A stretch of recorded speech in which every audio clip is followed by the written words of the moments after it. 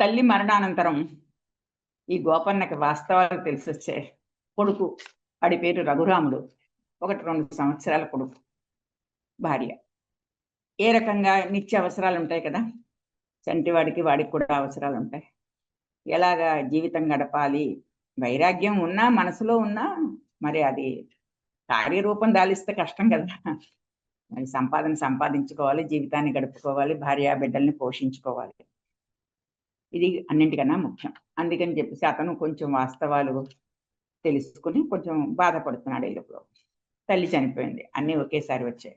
సరే, తల్లి చెప్పింది కదా, గోల్కొండ నవాబు దగ్గర అక్కన్న మాదన్నలని నీ మేనమామలు, వరుసకి మేనమామలు వాళ్ళు అక్కడ పెద్ద ఉద్యోగం చేస్తున్నారు, ఒకసారి కలుసుకో, అనవసరంగా కాలాన్ని పాడు చేసుకోకు అని కొంచెం మంచి చెప్పి వెళ్ళిపోయింది ఆవిడ తల్లి. సరే, ఇతను ఇలాగా ఆలోచిస్తూ ఉండగా ఒకరోజు రాత్రి అతని కల్లో నువ్వు గోల్కొండకు వెళ్ళు అని చెప్పి ఎవరో చెప్పినట్లుగా కలలో అతను కనిపించింది. సరే, గోల్కొండకు వెళ్ళమని అమ్మ చెప్పింది. సరే, మనసులో కూడా మాటి మాటికి ఇలాగే అనిపిస్తోందని చెప్పి ఆలోచిస్తూ ఉంటే పొద్దున్నే ఒక సేవకుడు వచ్చాడు. ఏంటి అంటే సేవకుడు ఎక్కడి నుంచి వచ్చాడంటే అక్కన్న మాదల నుంచి వచ్చాడు.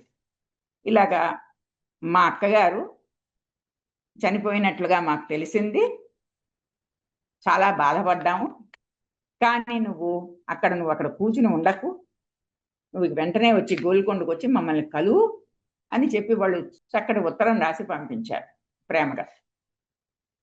ఇతనికి వెళ్ళమని చెప్పడం, అక్కడ స్వయంగా అక్కన్న మాదలే ఉత్తరం రాసి పంపించడం. ఇది ఎలా తెలిసింది మనకి అంటే ఆ సింగరదాసు రాసిన హరికథలోంచి వచ్చింది పాప. సరే, అతను ఉత్తరం రాసి పంపించాట. ఆ ఉత్తరం చదువుకుని సరే భార్యకి చెప్పి, సరే మనం వెళ్లకుండా వాళ్ళే మన రమ్మనమని పిలవడం కొంచెం ఆనందకరమైన విషయమే కదా, అందుకని చెప్పేసి ఏదో రకంగా అక్కడ చిన్న పదవి వస్తే మనం సుఖంగా ఉండొచ్చు అని చెప్పి భార్యకి చెప్పి అక్కడ బయలుదేరడానికి సన్నాహాలు చేసుకున్నాడు. అది అతని జీవితంలో పెద్ద మార్పు. అంటే అతను చిన్నప్పటి ఊహలకి ఎలా జరుగుతాయన్నది ఎవరూ చెప్పలేరు. కానీ భగవంతుడు ఏం చేస్తాడంటే ఒక మార్గం చూపిస్తాడు. నువ్వు వెళ్ళడానికి, వెళ్తావా వెళ్ళవా, ఎలా వెళతావు అన్నది అది నీకే వదిలేస్తాడు. కానీ అతనికి అంతా మన బయోగ్రఫీ రాయడం ఆయన పని కాదు, భగవంతుడి పని కాదు. ఒక మార్గం చూపిస్తాడు, ఆ మార్గంలో వెళ్ళు నీకు ఇష్టమైతే అంటాడు. ఒకసారి కొన్నిసార్లు కొన్ని అవకాశాలు అలా వస్తుంటాయి, అలా ట్రాన్స్ఫర్ అయి వెళ్ళిపోయాం, అలా వెళ్ళామని అంటూ ఉంటారు కదా. అలాగా ఇతనికి ఒక మార్పు, ఆ ఊళ్ళోంచి నేలకొండపల్లి అనే ఊరు నుంచి బయటికి రావడానికి ఒక మార్పు ఏర్పడింది. మరి చిన్న ఊళ్ళు కదమ్మా ఆ రోజుల్లో, ఏమి పెద్ద ఇక్కడి నుంచి అక్కడికి వెళ్ళడానికి ఏవి సైకిళ్ళు కూడా లేని రోజుల్లో కేవలం నడిచి వెళ్ళవలసిన రోజులు. మరి అన్ని దూరాల కిందే కనిపిస్తాయి కదా, గబుక్కున ఎందుకు వెళ్ళిపోతారు గోల్కొండ దగ్గరికి, అక్కడ మళ్ళీ వాడు ఆదరించకపోతే కష్టం కదా. అందుకని చెప్పేసి అలాగా అనుకోకుండా మేనమాల దగ్గర నుంచి వాళ్ళే ఉత్తరం రావడం వల్ల ముందర భార్యని తీసుకెళ్ళలేదు, అక్కడ ఎవరో తెలిసిన వాళ్ళకి అప్పచెప్పి తను వెళ్ళాడు. అక్కడికి వెళ్ళి వాళ్ళు ఈ కుతుబ్ షాహీ దగ్గరికి తీసుకెళ్లారు, రానాషా దగ్గరికి తీసుకెళ్ళి ఇతను మా మేనల్లుడు అన్నీ నేర్చుకున్నాడంటే ముందర వాళ్ళు అడిగిన మాట ఏమిటంటే పార్సీ వచ్చా నీకు, ఉర్దూ వచ్చా అని అడిగారు. వచ్చు అంటే ఎందుకు అని అంటే గ్రామాల్లో గ్రామాలకి గ్రామాధికారిగా ఉద్యోగం ఇవ్వాలంటే, చిన్న చిన్న ఉద్యోగాలు ఇవ్వాలంటే వాళ్ళకి ఊళ్ళో భాష రావాలి కదా, మరి రాకపోతే ఎలాగవుతుంది.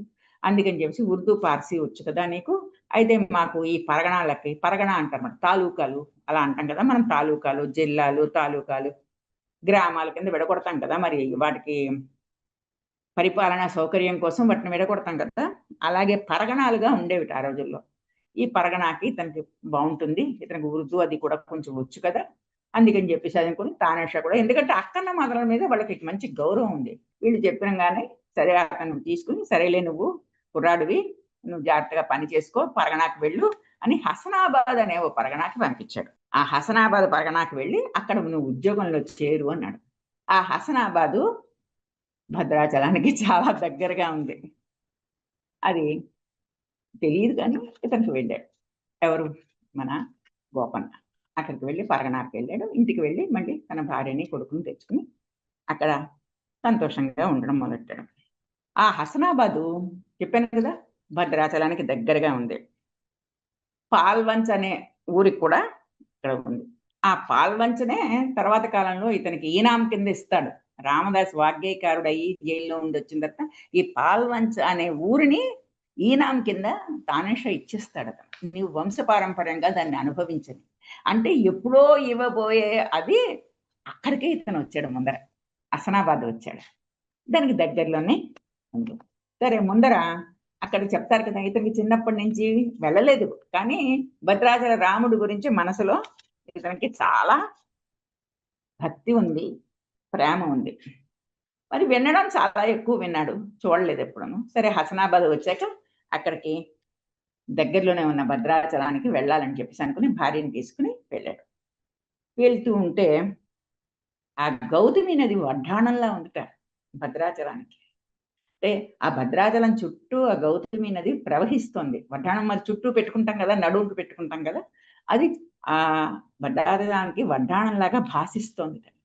అది చూడడానికి ఎత్తు నుంచి ఎంత అద్భుతంగా ఉంటుంది. అది చూసి అటు ఒళ్ళు పులకించిపోయాడు. ఆ కొండ, ఆ శిఖరం, తర్వాత శ్రీరామచంద్రుడు, అక్కడ పోకల దమ్మక్క, ఆవిడ సేవిస్తున్న విగ్రహాలు, అద్భుతమైన పర్వతం, గౌతమి నది, ఇవన్నీ చూసేసరికి మనసు పులకించిపోయింది. ఆ పులకించిపోయిన వెంటనే ఏం చేశాడు అతను, తర్వాత తరాల వాళ్ళు ఎన్నిసార్లు భద్రాచలం వెళ్ళినా వెళ్ళకపోయినా కూడా మనసులో తలుచుకునేటువంటి వరాడి గీతాన్ని ఒకటి రాశాడు. అదిగో భద్రాద్రి గౌతమి ఇదిగో చూడండి, అదిగో భద్రాద్రి గౌతమి ఇదిగో చూడండి. అదిగో అదే భద్రాద్రి, ఇదిగో గౌతమి. ఎందుకంటే దీనికి రెండింటికి అది కొండ, ఇది నది, నది కింద ప్రవహిస్తుంటుంది అది. అందుకని అతను ఎక్కడి నుంచి మనం చెప్తున్నాడో మనకి సీన్ వెంటనే అర్థమైపోతుంది. అదిగో భద్రాద్రి గౌతమి ఇదిగో చూడండి. దీని విశేషం ఏమిటి? ముదముతు సీత ముదిత లక్ష్మణులు కలిసి కొలువగా రఘుపతి ఉండెడి, అదిగో భద్రాద్రి గౌతమి ఇదిగో చూడండి.